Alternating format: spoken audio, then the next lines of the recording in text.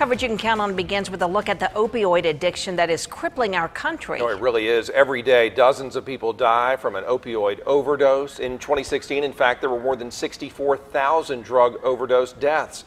The sharpest increase, those related to synthetic opioids. And you hear numbers like that all the time. What about the success stories, those who are beating addiction?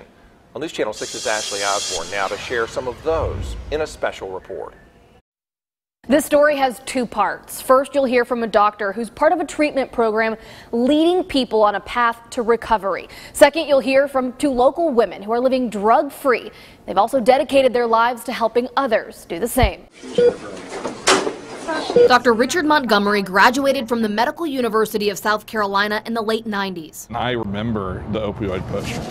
The theory opioids weren't used enough and needed to be prescribed more. He's now a practicing psychiatrist specializing in addiction and works with an aversion therapy program at Schick-Shadle Hospital in Seattle. If you ever get food poisoning at a restaurant, do you ever go back to that restaurant again?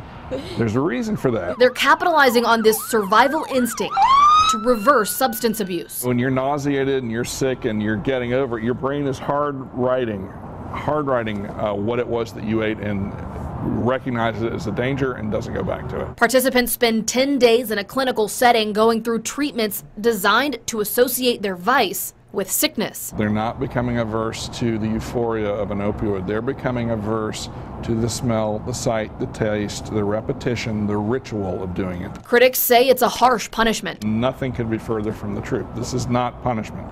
This is capitalizing on an aversion pathway that already exists. The goal is for patients to develop a healthy indifference to drugs and alcohol. This is the most effective eradication of craving I've seen, especially for alcohol. Local woman Jessica Hunt had a long road to escape the depths of addiction. Countless felonies, misdemeanors, which finally led me into a treatment facility, and it is, my duty to help other women to achieve that same goal. Now she leads a recovery center of her own, setting women up with jobs and skills needed to stay drug-free. I aspire one day to change the stigma of addiction altogether. I am somebody's friend and daughter first, and then I'm a person in recovery. She also helped start some of the first recovery meetings for women at the Richmond County Jail. And I think that's a positive thing, because the very first time that I was ever exposed to any kind of solution, it was in a jail facility. She and friend Samantha Laughlin put drugs in their past roughly 3 years ago. People get the misconception that you can't have fun in recovery, which is an absolute lie. Ready to get savage today?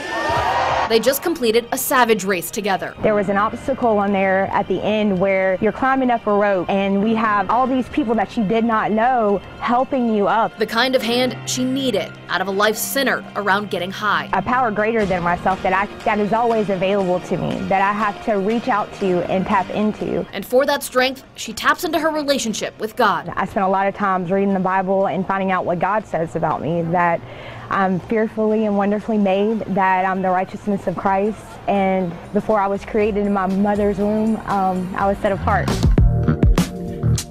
Recently, she played the part of the it girl in a music video. She realizes her desire to be that girl when she was young, mixed with her feelings of abandonment, pushed her towards drugs and alcohol. When I used, I felt beautiful and I felt popular. I had to reach inside to that little girl inside that wanted to be noticed and stop believing the lies that I told myself, that I wasn't beautiful, that I wasn't worthy. I am somebody today, that I have purpose and meaning. Now Samantha goes out of her comfort zone often, knowing her vulnerability has the power to save lives. Any opportunity that I have to share my experience, strength, and hope, whether it's at my job or it's at the gas station or it's to somebody that I don't even know, I'm telling it.